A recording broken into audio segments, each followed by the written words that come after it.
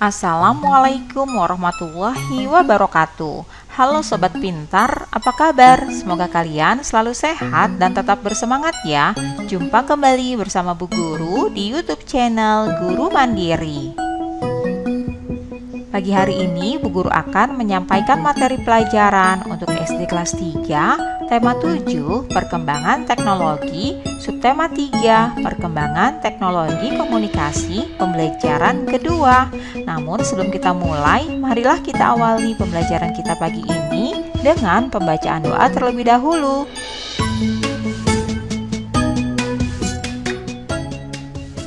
Sekarang bacalah teks berikut ini. Hari ini cuaca sangat panas. Udin, Beni, dan Edo ingin bermain di kolam renang. Kolam renang tempat mereka bermain cukup aman. Di sekitar kolam terdapat beberapa orang petugas sedang mengawasi anak-anak bermain air.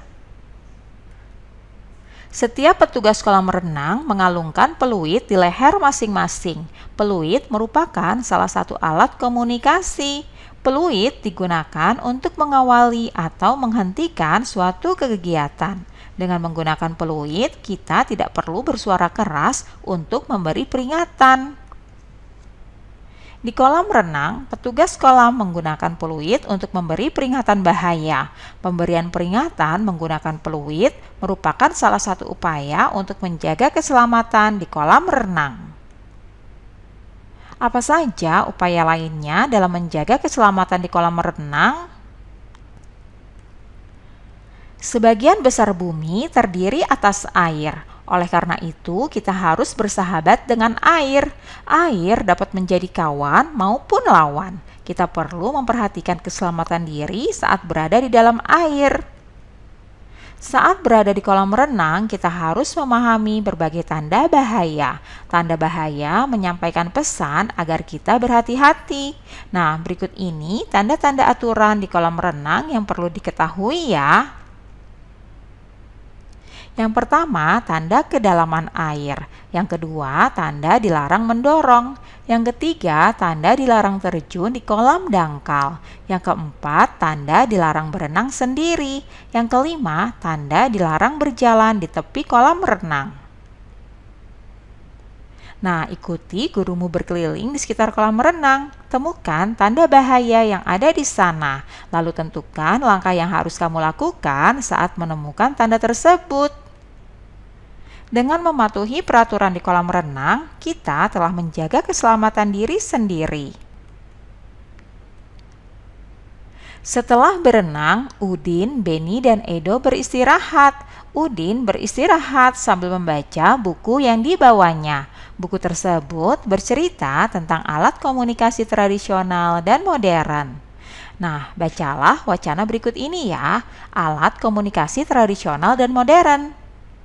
Manusia berkomunikasi dengan berbagai cara. Perkembangan teknologi komunikasi telah menghasilkan berbagai jenis alat komunikasi. Ada yang telah digunakan sejak lama maupun yang baru dikenal masyarakat. Daun lontar, prasasti, dan gong merupakan alat komunikasi tradisional pada masa lalu. Selain itu, ada pula lonceng yang berfungsi sama dengan gong.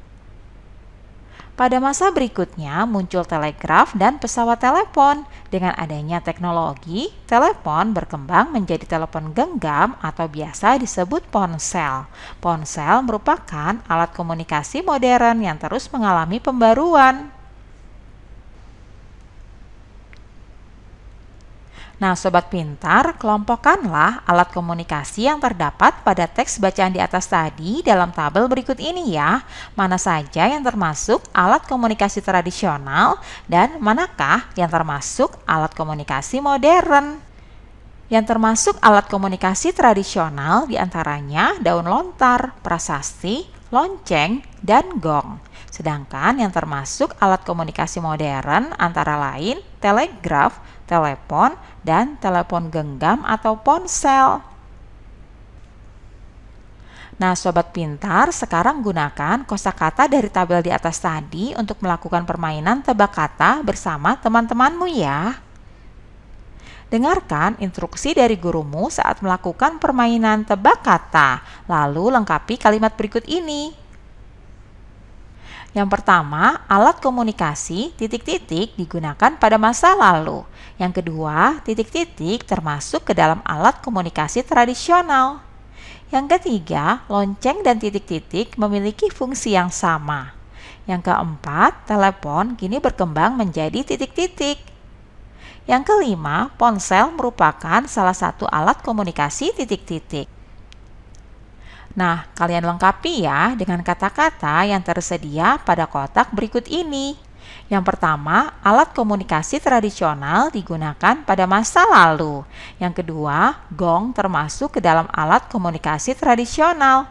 Yang ketiga, lonceng dan kentungan memiliki fungsi yang sama. Yang keempat, telepon kini berkembang menjadi ponsel. Yang kelima, ponsel merupakan salah satu alat komunikasi modern. Wah, hebat! Kalian telah berhasil melengkapi kalimat-kalimat tersebut. Udin membaca buku tentang komunikasi. Selesai membaca, Udin menceritakan isi buku kepada Edo dan Benny. Setelah bercerita, mereka berdiskusi tentang isi buku. Diskusi adalah salah satu contoh bentuk komunikasi. Benny memberikan pendapat dengan santun tentang alat komunikasi sederhana yang masih dapat dipakai hingga saat ini. Edo menanggapi dengan penuh semangat. Udin menjadi pendengar yang baik sambil sesekali memberikan tanggapan.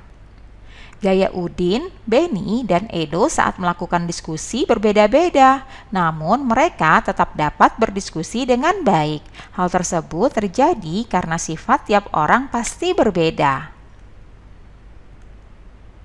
Sobat pintar, setiap orang memiliki sifat yang berbeda-beda. Ada yang pendiam dan pemalu, ada juga yang memiliki sifat ramah dan mudah bergaul.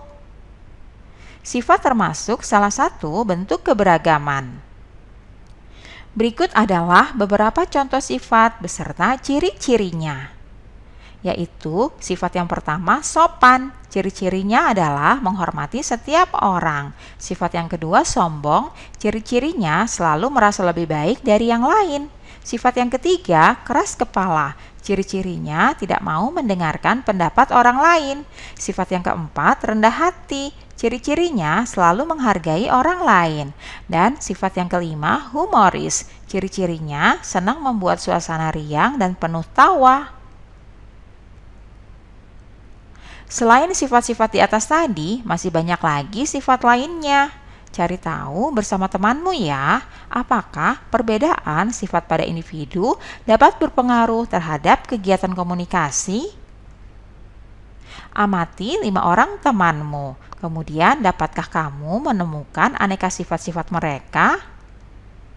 Nah, kalian tuliskan ya aneka sifat dan kebiasaan dari teman-temanmu. Tuliskan nama, sifat, dan juga kebiasaan yang sering mereka lakukan. Tuliskan pada tabel seperti berikut ini. Selanjutnya, diskusikan tentang perbedaan sifat dan kebiasaan temanmu tersebut. Apakah saat berkomunikasi terjadi masalah? Kadangkala saat berkomunikasi terjadi pertengkaran. Dengan memahami aneka sifat dan kebiasaan teman, kita telah menjaga persatuan yang sesuai dengan sila ketiga Pancasila, yaitu Persatuan Indonesia. Demikianlah pembelajaran kita pada pagi hari ini. Semoga bermanfaat ya untuk kalian semuanya. Sampai jumpa lagi pada video pembelajaran selanjutnya. Salam sehat dan tetap semangat. Wassalamualaikum warahmatullahi wabarakatuh.